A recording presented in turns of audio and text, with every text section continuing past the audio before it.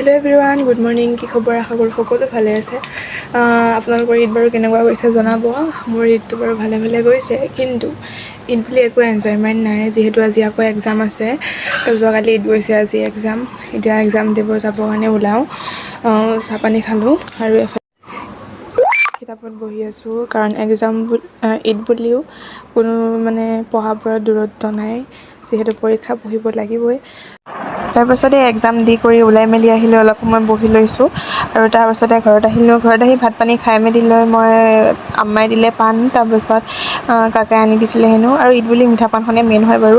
তাৰপাছতে ভণ্টি টিকলিৰ লগত অলপ সময় এনেই ফালদামি কৰি ফুৰিছোঁ। তাৰপাছতে ৰাতি টাইমত আমি গ'লোঁ লাইট চাবলৈ। এবাৰ বহুত ভালকৈ ডেক'ৰেশ্যন কৰিছে, আৰু আমাৰ এখন হৈছে গেটখন, যিহেতু আমাৰ খেল ধেমালিও আছে, তো তাৰ ভিডিঅ' মই ইয়ালৈ আহিম।